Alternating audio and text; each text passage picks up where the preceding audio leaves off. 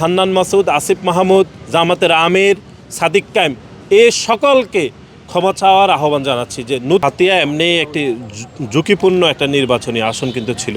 হান্নান মাসুদ ওনার বিরুদ্ধে অভিযোগ ছিল যে উনি বিএনপি বা আরও যারা নেতাকর্মী আছে তাদের বিরুদ্ধে হামলার অভিযোগ। এখানে পাল্টা হামলা হয়েছে, এটি অস্বীকার করার উপায় নেই। নির্বাচনের আগেও না, দুই পক্ষ থেকে হামলার ঘটনা ঘটেছে, কিন্তু যেই ন্যারেটিভ দাঁড় করানো হয়েছে অর্থাৎ 14ই ফেব্রুয়ারি তিনি বেলা 2টার দিকে তিনি হসপিটালে ভর্তি হয়েছেন, নোয়াখালী সরকারি যেটি মেডিকেল সেখানে ভর্তি হয়েছেন। ভর্তি হওয়ার 3 ঘন্টা পরে অর্থাৎ বিকেল 5টা নাগাদ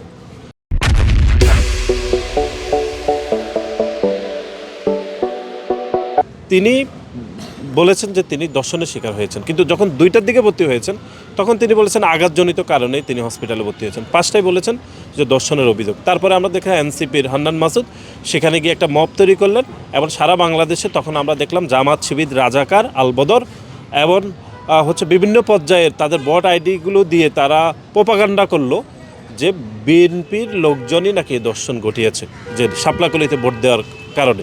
এটাকে ন্যারেটিভ তৈরি করে সারা দেশে এক ধরনের প্রোপাগান্ডা তৈরি করছে, হাইপ তৈরি করেছে। তারপরে আমরা সেখানে সকলের সাথে আমরা কথা বলেছি, হসপিটালে যারা ডাক্তার ওনাদের সাথে কথা বলেছি, স্থানীয় প্রশাসন, পুলিশ, এমনকি আশেপাশে যারা ঘটনা দেখেছেন তারা বলেছেন এরকম কোনো ঘটনাই ঘটে নাই।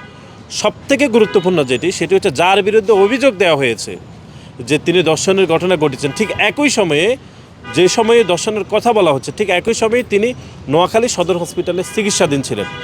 আর ঘটনা ঘটেছে নোয়াখালীর হাতিয়াতে। এখন আপনারা যারা নোয়াখালীর এই ভৌগোলিক অবস্থা জানেন যে হাতিয়া থেকে নোয়াখালীর মাঝখানে সমুদ্রের দূরত্ব অর্থাৎ নদীর দূরত্ব প্রায় 1-1.5 কিলোমিটার, 1-1.5 ঘন্টা, সব মিলে 2-2.5 ঘন্টার রাস্তা রয়েছে।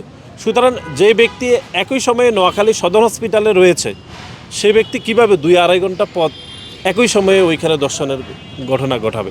এরকম পরিকল্পিত মিথ্যাচার, প্রোপাগান্ডা, এবং এই প্রোপাগান্ডায় অংশগ্রহণ করেছে জামাত ইসলামের আমির এবং তার দোসর, তার ভোট আইডি, সকলেই এরকম একটা প্রোপাগান্ডা করে 2018 সালে যেরকম দানের শেষে ভোট দেওয়ার কারণে পারুল বেগমকে আওয়ামী লীগ সন্ত্রাসীরা দর্শন করেছে, এটার সাথে এটাকে মিলিয়ে বিএনপির এই অর্জনকে ম্লান করা দেওয়ার একটা অপচেষ্টা ছিল।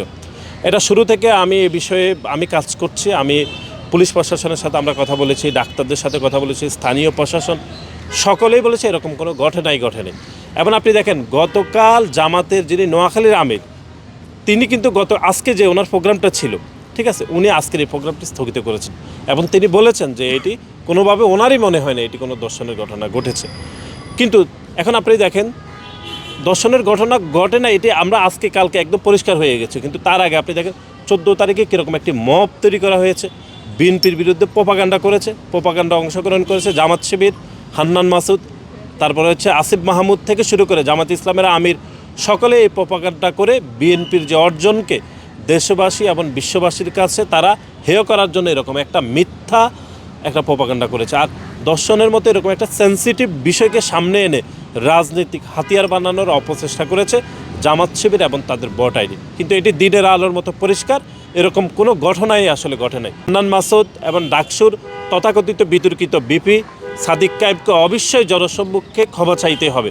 এরকম একটা সেন্সিটিভ বিষয়ে মিথ্যার আশ্রয় নিয়ে যারা রাজনৈতিক হাতিয়ার বানাতে চায় এবং দেশকে যারা পিছিয়ে দিতে চায়, এবং আমরা বলেছি যে এরকম ঘটনায় অবশ্যই তাদের প্রকাশ্যে ক্ষমা চাওয়া উচিত, নতুবা তারা ব্যাখ্যা দিতে হবে যে কেন তারা এরকম প্রোপাগান্ডা করেছে, কেন বাংলাদেশের মানুষকে তারা বিভ্রান্ত করেছে। বা বাংলাদেশের রাজনীতিতে দোষারোপের রাজনীতি তো চলে, এটি সবসময় চলমান আছে, কিন্তু এরকম দর্শনের মতো এরকম একটা সেন্সিটিভ বিষয়কে রাজনৈতিক হাতিয়ার কেন বানাইতে হবে? তাহলে তো বাংলাদেশের সামাজিক যে বন্ধন, সৌহার্দ্যপূর্ণ সম্পর্কে আসলে বিনষ্ট হয়ে যাবে। হান্নান মাসুদ, আসিফ মাহমুদ, জামাতের আমির, সাদিক কায়েম এ সকলকে ক্ষমা চাওয়ার আহ্বান জানাচ্ছি যে নতুবা আমরা মনে করছি আমাদের নোয়াখালী জেলা বিএনপি ইতিমধ্যে বলছে এই ঘটনা যখন একদম অফিসিয়ালি প্রমাণ হয়ে যাবে তারা আইনি ব্যবস্থা গ্রহণ করবে।